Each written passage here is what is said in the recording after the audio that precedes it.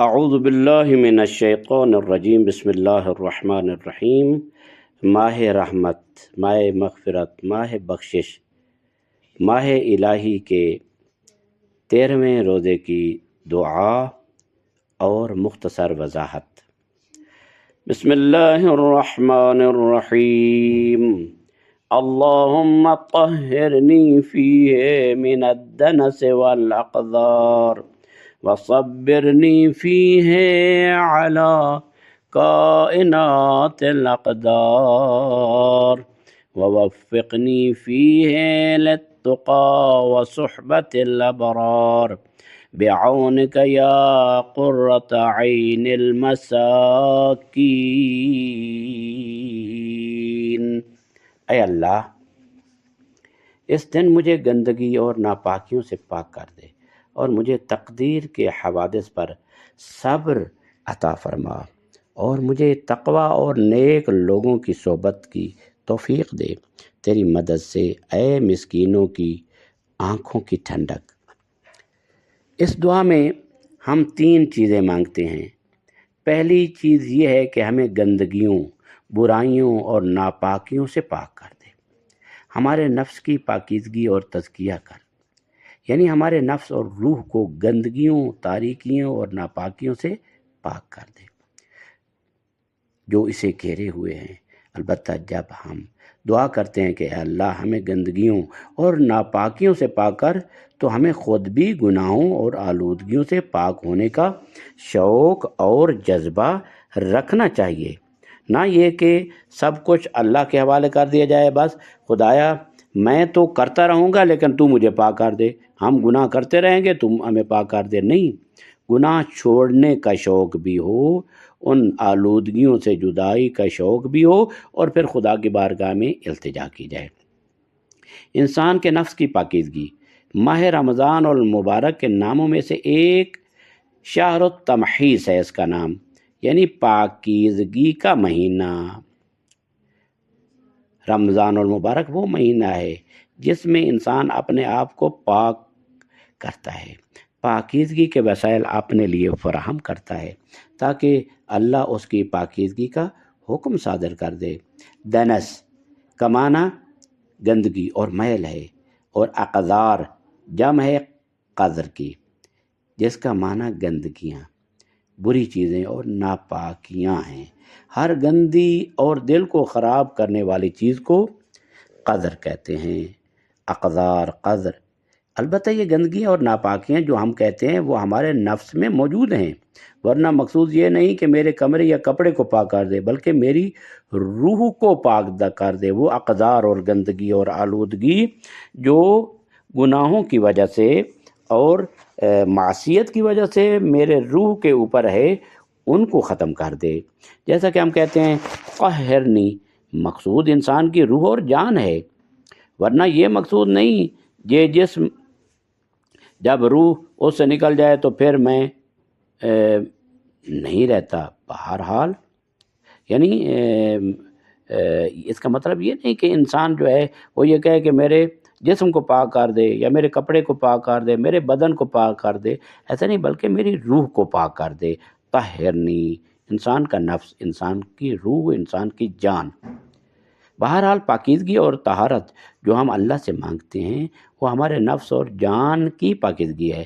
یہی وجہ ہے کہ ہم پہلے کہتے ہیں اے اللہ ہمیں دنس یعنی روح کی گندگیوں اور اقذار یعنی روح کی ناپاکیوں سے پاک فرما دے۔ وصبرنی فیہ علی کائنات الاقدار۔ دوسری درخواست اس میں یہ ہے کہ فرماتے ہیں اے اللہ مجھے ان واقعات اور تقدیر کے معاملات پر صبر عطا فرما جو میرے لیے پیش آتے رہتے ہیں۔ صبر کے اقسام ہیں۔ صبر 3 جگہوں پر صبر کی تاکید کی گئی ہے۔ ایک وقت وہ ہوتا ہے جب کوئی گناہ کا معاملہ درپیش ہو، انسان جو شہوت رکھتا ہے، جو بھوک کا احساس رکھتا ہے، جو نفسانی خواہشات رکھتا ہے، جو جاہ و جلال اور ریاست کی محبت رکھتا ہے، اب جب کوئی گناہ کا معاملہ پیش آئے، اگرچہ یہ مشکل ہے لیکن اسے مقاومت، اس میں ڈٹ جانا چاہیے اور اس میں پائیداری اختیار کرنی چاہیے اور اپنے آپ کو گناہ اور معصیت سے روکنا چاہیے، یہ گناہ پر صبر ہے۔ دوسرا صبر طاعت پر ہے، یعنی انسان اطاعت پر صبر کرے۔ یہ انسان کے لیے مشکل ہے کہ وہ اللہ کی اطاعت اور اچھے کام کرے، یہ چیزیں انسان کی فطرت اور خواہشات کے خلاف ہیں۔ میں نے محنت کی ہے اور دولت حاصل کی ہے، اب اس کا کچھ حصہ دوسرے کو دے دوں، یہ میرے لیے مشکل ہے۔ یا مثلا روزے کے دوران کچھ نہ کھانا نہ پینا اور اپنے یعنی پیٹ کو کھانے پینے سے خالی رکھنا اور پیاس برداشت کرنا، یہ کام مشکل ہے، یعنی یہ کام میرے خواہش کے خلاف ہے، اور مجھے اپنی نفسانی خواہشات کے مقابلے میں ثابت قدمی اور استقامت کرنی چاہیے۔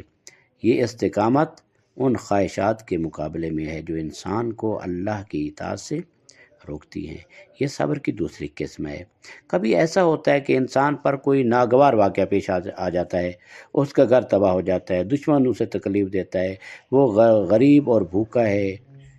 مختصر یہ کہوں کہ اس کی زندگی میں مشکلات اور حوادث رونما ہوتے رہتے ہیں جو اس کی فطرت کے خلاف ہیں۔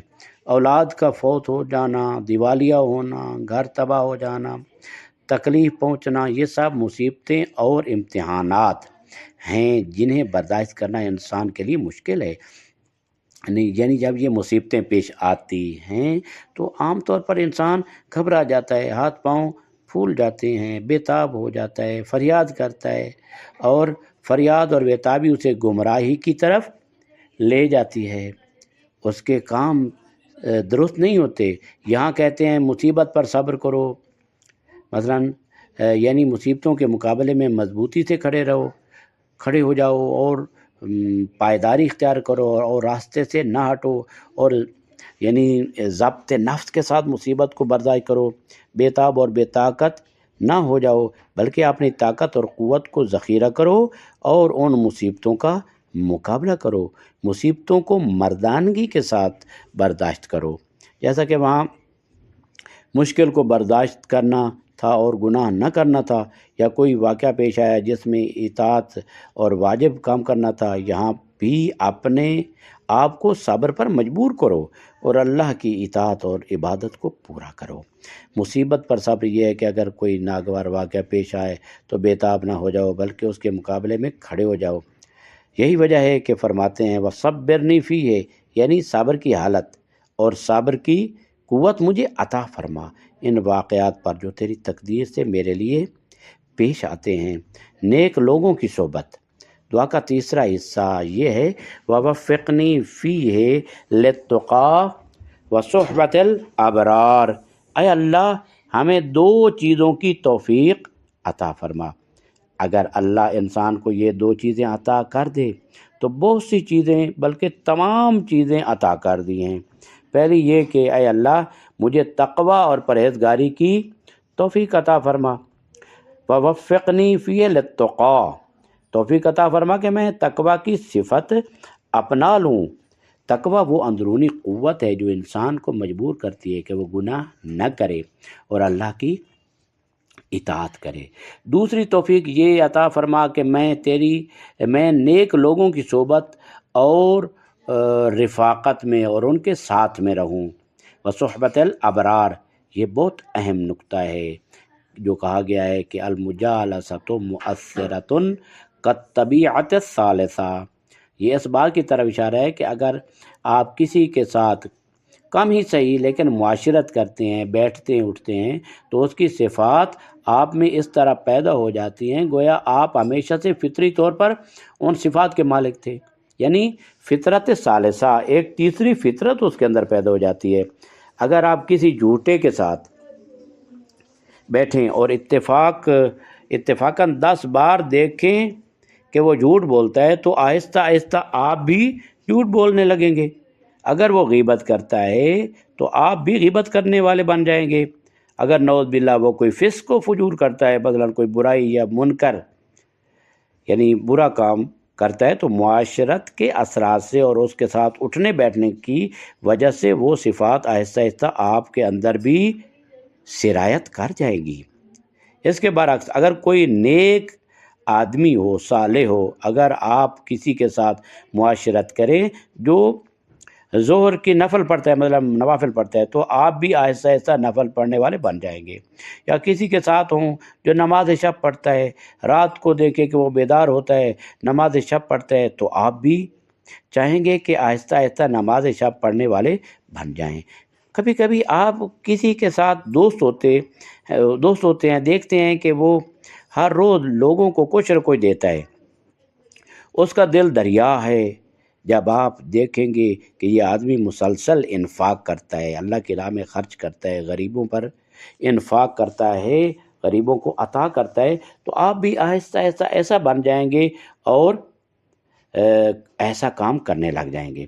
یہی وجہ ہے کہ وہ بزرگ جو نفس کی تربیت کے مقام پر تھے، انہوں نے خود مجاہدت کی، محنت کی، درس و کتاب پڑھی اور غور و فکر کیا، لیکن ہمیشہ ان کے پاس کوئی شیخ یا استاد ہوتا تھا جس کے ساتھ وہ معاشرت کرتے تھے، اور اس معاشرت اور آمد و رفت کے ذریعے وہ مہذب ہو جاتے تھے، جس کو کہتے ہیں کہ مرشد ہے۔ ان کے سامنے آئیڈیل ہوتا تھا، اس سے وہ اس کے عملی پہلو سے وہ اپنی زندگی کو بہتر بناتے تھے۔ ورنہ جو ہم دیکھتے ہیں کہ ان کے اخلاق تھے اور وہ اخلاقی تربیت کے مشہور تھے، ان کی اخلاقی تربیت عموماً یہ تھی کہ ان کے شاگرد جو ان کے پاس جاتے تھے، ان کے ساتھی ان کے رویے اور اعمال سے متاثر ہوتے تھے۔ یہی وجہ ہے کہ یہاں بھی اللہ سے درخواست کی جاتی ہے کہ اللہ مجھے توفیق عطا فرما کہ میں نیک اور اچھے لوگوں کے ساتھ ہم نشینی اختیار کروں، ان کے ساتھ بیٹھوں اور ان کے ساتھ دوستی اور اپنے رفاقت رکھوں، اپنا ساتھ ان کے ساتھ ہو میرا۔